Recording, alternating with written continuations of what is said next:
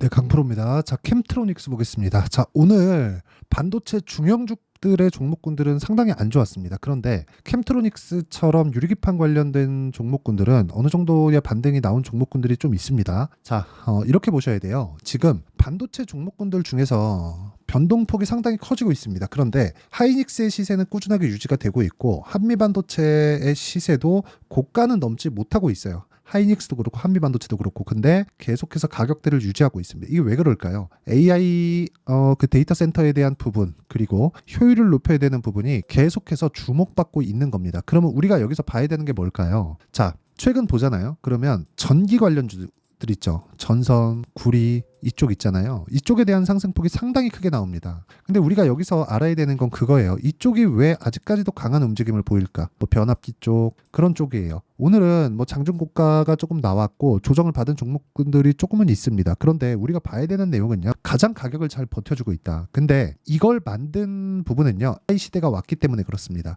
전력 부족 사태가 왔고 그러면서 전기가 더 필요하게 됐고 그 필요에 의해서 효율을 높여야 되는 그런 상황이 벌어진 거예요. 그런 과정에서 구리값이 뛰기 시작했고 관련된 종목군들의 움직임이 훨씬 더 커져 있는 그런 상황이 만들어졌다는 거죠. 그럼 우리가 이 구간에서 봐야 되는 건 효율을 높여야 되는 쪽으로 가는 게 맞구나. 그래서 오늘 같은 경우에도 마찬가지예요. 반도체 종목군들 중에서 하이닉스는 강했고 한미반도체는 보합권에 끝났는데 반도체 중형주들은 대거 하락한 모습이 지난주 금요일에도 있었고 오늘도 동일하게 나왔거든요. 근데 뭐 지난주 금요일에 비하면 하락폭이 그렇게 크진 않아요. 그런데도 불구하고 반도체에 대한 고가 징후가 조금씩은 나오고 있다. 근데 이게 끝일까? 끝이었으면 하이닉스하고 한미반도체가 빠져야 되고 한미반도체나 하이닉스가 빠지려면 실적에 대한 엄청난 증가분이 나와야 되는데 그 증가분이 나오지 않은 겁니다. 아직까지. 자, 제가 왜 실적이 좋아지는 과정, 이 구간, 실적이 증가하는데 주가가 빠진다고 이야기를 하느냐? 이걸 보시면 명확합니다. 캠트로닉스가 아니라 여기 한미반도체 그리고 SK 하이닉스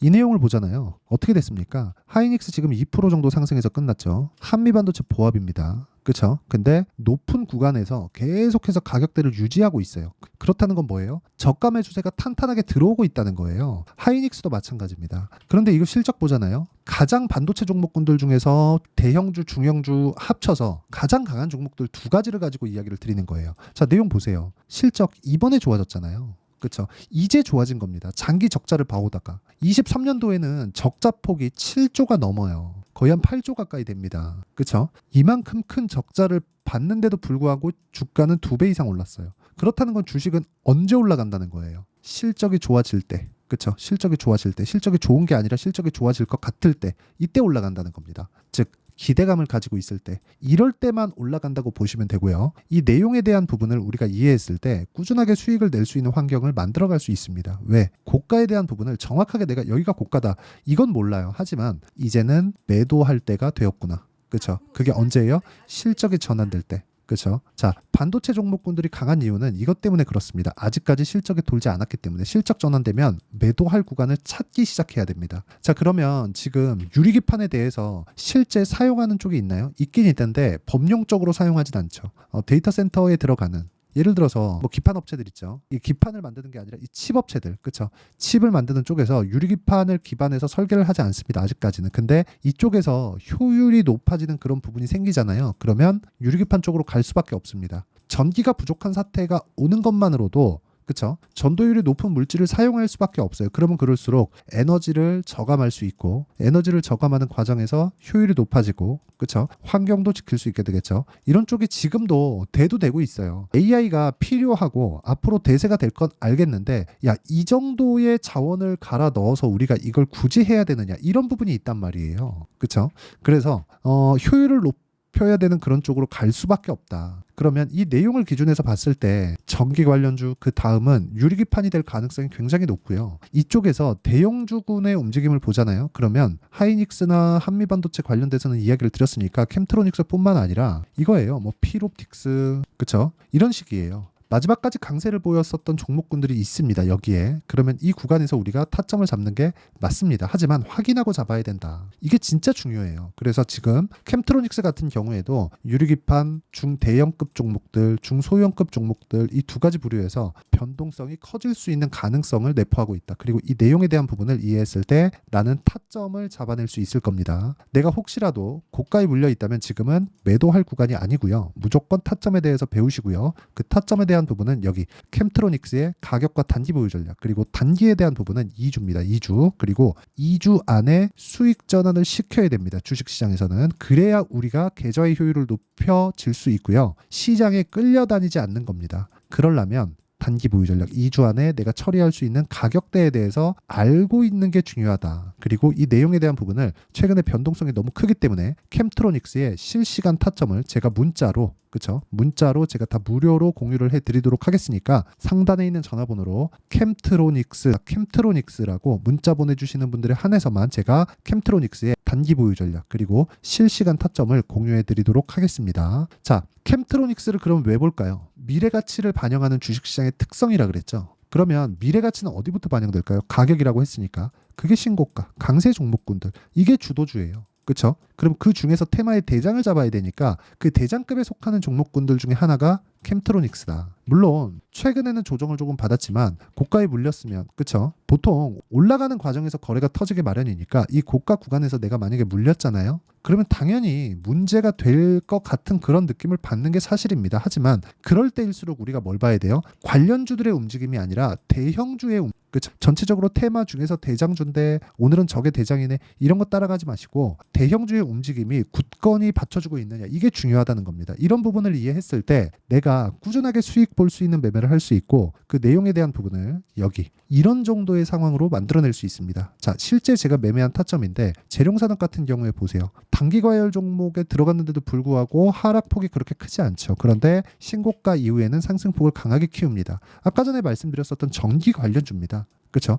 효율을 높여야 되는 이유이기도 하지만, 자, 이런 상황을 지속적으로 만들었을 때 어느 정도 수익이 나와요? 3, 4거래일 만에 35% 이런 수익이 나옵니다. 뭐 다른 종목을 보더라도 마찬가지예요. 대원, 전선. 자, 보세요. 올라가는 구간에서 꾸준하게 매매를 하고 오늘 같은 경우에도 6% 정도의 상승세를 만들어냈죠. 결과적으로는 나는 신고가 구간에서만 매매가 진행되고 있다는 점, 그리고 이 내용에 대한 부분을 여기 소통방에서 제가 모두 공유하고 있습니다. 대원 전선에 보면 어때요? 제가 오늘 시장가 매수 5월 13일 8시 53분 이렇게 매매가 진행되고 있고요. 그 위에 일진전기를 보더라도요. 자, 내용 보시면 그렇습니다. 올라가는 구간에서 꾸준하게 매매를 한 결과 수익 구간 자체가 계속 이어지는 것을 볼 수가 있습니다. 적을 수도 있고 클 수도 있죠. 하지만 매매하는 과정에서 신고가를 노려야 되는 이유는 여기에 있다. 그리고 이 내용에 대한 부분을 제가 소통방에서 10억 만들기 프로젝트를 무료로 진행하고 있으니까 구독과 좋아요 2개 눌러주시고요. 상단에 있는 전화번호로 구독 또는 10억이라고 문자 보내주시면 제가 여기 소통방 입장 링크를 순차적으로 공유를 해드리도록 하겠습니다. 자, 그러면 이 내용에 맞춰서 우리가 주식시장을 다시 한번 이해해 보시죠. 종목 관련돼서도 마찬가지고요. 미래가치를 반영하는 주식시장의 특성상 우리는 강한 종목 구간에 공략을 해야 되고, 이렇게 강한 종목 구간에 공략을 했을 때 우리는 꾸준하게 수익을 낼 수 있는 상황을 만들어낼 수 있다. 이런 부분을 우리는 어떻게 해요? 타점을 잡아야 되지만 그 타점을 잡기 어렵기 때문에 소통방에 와서 어떤 식으로 매매되는지, 실전에서는 어떻게 활용이 되는지 그 내용을 확인해 보시라는 거고, 와서 배우시면 되고 무료로 진행하고 있고요. 구독과 좋아요 눌러주시고 상단에 있는 전화번호로 구독 또는 10억이라고 문자 보내주시면 제가 소통방 입장 링크를 공유해 드리도록 하겠습니다. 그리고 이렇게 가격을 이해했을 때 어떻게 분류를 하고 어떻게 판단을 해야 되는지, 그리고 무엇보다 어느 정도의 성과가 나올 수 있는지 그 내용에 대한 부분을 제가 다 이해를 시켜드리도록 할 테니까 영상 끝까지 시청하시고요. 모든 분들이 성공 투자하셨으면 참 좋겠습니다. 자, 24년도가 돼서도 시장은 여전히 어렵습니다. 자, 근데 시장은 항상 어려울 거예요. 앞으로도 계속해서 어려워질 겁니다. 자, 근데 제가 매월 대시세 종목을 구독자분들에게 공개를 합니다. 자, 내용을 보면 12월 달에 실제 공개를 했었던 강프로의 대시세 종목에 대한 내용인데, 대기업을 상대로 안정적인 매출 구조를 가지고 있고요. 그리고 현재 주요 거래처는 삼성전자, 인텔, 하이닉스, TSMC, 해외에 반도체 관련된 기업이라는 걸 알 수 있죠. 그만큼 1월 달에 제가 보고 있었던 종목은 반도체 관련주라는 걸 알 수 있습니다. 공개를 해드리면 요 내용입니다. 여기 어버브 반도체, 그쵸? 실제 제가 거래한 내용을 공개를 한 거고요.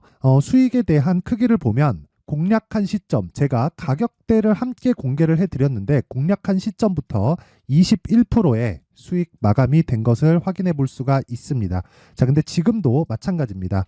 지금은 어떤 이슈가 있을까요? 2월 달에 발표한다는 기업 밸류업 프로그램이 있죠. 근데 그걸로 인해서 지금 2월 달에 발표한다고 이야기가 나온 상황이고요. 무엇보다 우리가 생각해야 될 내용은 한 가지입니다. 어떤 이슈나 그리고 어떤 상승할 수 있는 내용으로 인해서 주가가 올라가는 것은 맞죠. 하지만 가격이 먼저 반영한다는 걸 반드시 알고 있어야 되고, 그런 내용에 대한 파악이 되었을 때, 그쵸? 여기 어버브 반도체처럼 21%, 그쵸? 대략 3에서 4일 동안 20% 이상의 수익을 먹을 수 있고요. 그리고 여기 HLB 같은 종목처럼 대략 일주일이 채 되지 않는 기간 동안 30%의 수익을 낼 수 있습니다. 자, 그러면 답은 나왔어요. 재료에 대한 부분보다 중요한 게 가격이다. 자, 근데 지금 시장에 쏠려 있는 게 뭐죠? 2월 달에 발표하는 기업 밸류업 프로그램에 대한 내용이죠. 자, 그러면 우리가 이쪽에다가 지금 집중을 해야 될까요? 그 내용을 한번 보겠습니다. 기아차의 차트를 보면요. 1월 24일 날 정부단에서 입김을 불어넣은 이후에 시세가 강하게 발생한 것처럼 보이지만 애초에 12월 달부터 신고가를 달성했다는 걸 확인할 수 있습니다. 자, 그러면 우리가 스케줄을 따져봤을 때 우리가 어디를 봐야 될까요? 4월 달 총선을 봐야 됩니다. 드디어 때가 온 거죠. 4월 달 총선이 끝나면 그 뒤엔 뭐가 있죠? 대선 전국으로 들어갑니다. 그러면 우리는 4월 달 총선부터 시작해서 대선까지 이어질 수 있는 종목을 찾는 게 정말 중요합니다. 그게 정부 정책의 방향과 그리고 스케줄에 맞춰서 가는 거예요. 정치적인 상황에 따라서 주가가 움직이는 걸 우리는 수도 없이 많이 봐왔기 때문에 스케줄에 맞춰서 가는 게 지금으로서는 답이 될 수 있습니다. 그리고 무엇보다 어느 정도의 시세를 내는지 그 첫 번째 단계인 상황을, 그쵸? 제가 12월 달 밝혀드렸었던 대시세 종목으로 이미 공개를 해드렸기 때문에, 그쵸? 어떻게 제가 매매를 했는지까지 다 보여드렸습니다. HLB처럼, 그쵸? 31.9% 걸린 시간은 4일밖에 되지 않죠. 이 종목을 제가 가격과 그리고 어떤 종목인지를 애초에 12월 달부터 공개를 한 겁니다. 자, 그러면 지금도 마찬가지예요. 앞서서 제가 말씀드렸었던 23년도에 했었던 여러 가지 종목들이 있죠. 한미반도체 같은 종목들도 여기 소통방에서 모두 공개를 해서 실제로 10,000원부터 60,000원까지 상승한 내역이 있고요. 왜 공략을 했는지를 제가 다 공개를 해드렸습니다. 근데 지금도 마찬가지라는 거죠. 정부 정책의 방향에 맞춰서 또는 선거 스케줄에 맞춰서 매매를 이어가야 될 때가 됐고요. 제가 총선 관련된 큰 시세가 나올 수 있는 대시세 종목을 준비를 해놨습니다. 길게 말씀드리지 않겠습니다. 모든 종목들은 신고가를 달성하면서 대시세 준비를 하게 되고요. 신고가를 공략했을 때 내가 시장에 주도주를 잡을 수 있는데 지금은 총선에 집중하는 게 맞다. 그래서 총선 관련된 그리고 대선까지 이어질 수 있는 종목을 준비를 해놨는데 지금부터 준비를 하셔야 나중에 고가에 올라가서도 꾸준하게 매매를 이어갈 수 있습니다. 자꾸 막 손절하고 매매하는 과정에서 너무 어렵다 하시는 분들은요. 이 종목 딱 받아가서 큰 수익 내셨으면 좋겠고요. 이 종목은 상단에 있는 전화번호로 대시세라고 문자를 보내주시는 분들에 한해서만 제가 총선 그리고 대선까지 이어질 수 있는 종목을 공개해 드리도록 할 테니까 상단에 있는 전화번호로 대시세라고 문자를 보내주시고요. 그리고 구독과 좋아요 꼭 좀 부탁드리겠습니다. 시장은 정말 어렵습니다. 자, 그래서 모든 분들이 성공 투자하셨으면 좋겠고요. 기본적으로 가격에 대한 파악을 하면서 큰 수익을 내셨으면 좋겠습니다.